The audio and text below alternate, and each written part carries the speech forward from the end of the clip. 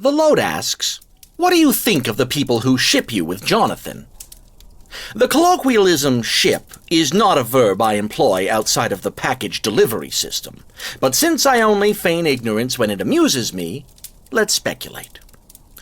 One side is sadistic, self-absorbed, unwilling to compromise, and that's just me.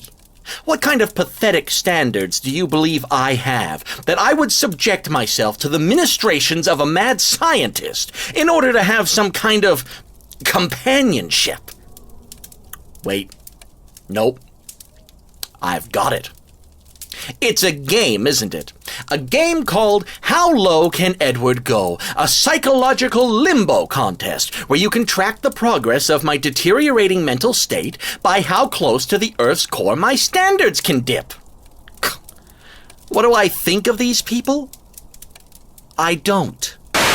Anonymous asks, hello. I know you're not the Mad Hatter, but a smart mind like yours should be able to confirm, why is a raven like a writing desk?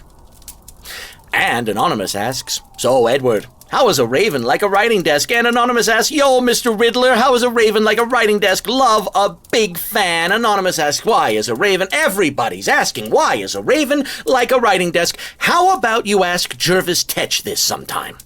He can give you the verbal runaround like Carol did, though Tetch's mutterings owe more to paranoid schizophrenia than Carol's Alice in Wonderland syndrome.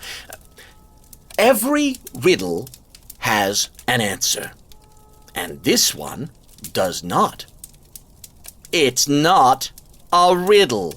It's a nonsensical question created to be without an answer that no one, not even Carol himself, has been able to adequately provide a satisfactory response is a testament, I suppose, to the author's ability to create absolute gibberish. That's all you're getting out of me because I am completely sick to death of being presented with this question and would be happy to never hear it again. That was Random 87 asks, have you ever sent a riddle to Batman in the medium of interpretive dance? Oh, good lord. This is not even worthy of the brain power required to formulate a scathing response. Just go play in traffic or something. Anonymous asks, you're adorable. Oh, you betcha. Elkian asks, you sure seem to have a lot of fans. Do you approve of this, or does it strike you more as annoying?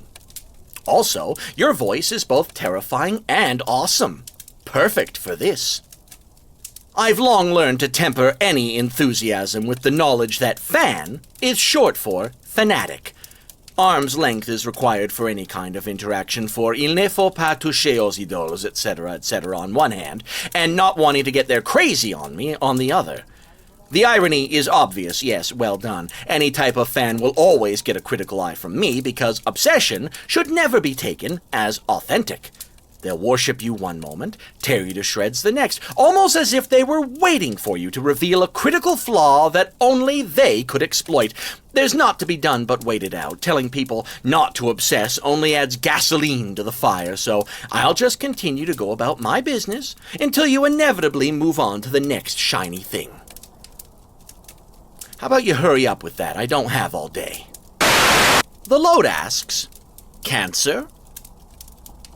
Leo. Next. Anonymous asks, I admire you, Riddler, but I don't admire your hench girls.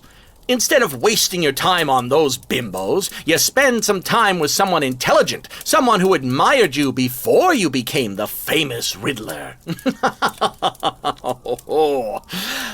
Never play poker. You have way too many tells. But in response, I'm afraid that's impossible, since I don't know anyone intelligent from before I became the Riddler. However, if I wanted to spend more time with people who admired me, I'd hang out here more often, though I fear even I could tire of sycophancy eventually. Bottom line is, I don't hire bimbos because I have no use for incompetence. As for my time, it's best spent as it is now, by myself. Knack for Knaves asks, do you have any thoughts on the GOP candidates for the 2012 election? And Sparta Dog asks, what are your thoughts on Rick Santorum? I don't bother with politics. It has little impact on my life. One character gets voted in, messes things around, and then it all gets undone again when the public gets sick of them and forgets how much they hated the last one. And so on and so forth.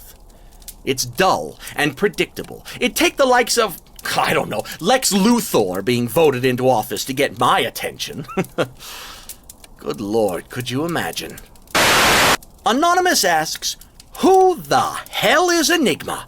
Is she really your daughter? Where the hell did she even come from? I mean, who's the mother then if she is your kid? Or how did you meet Enigma if she isn't? I don't need the birds and the bees talk. First, no idea. Second, no. Third, one assumes a vagina, or a womb at least. Fourth, I've never met this person, or her mother. And fifth, good for you! That it? We done? Empire Grotesque asks, we never got a chance to actually see you when you discovered you had cancer, nor much after.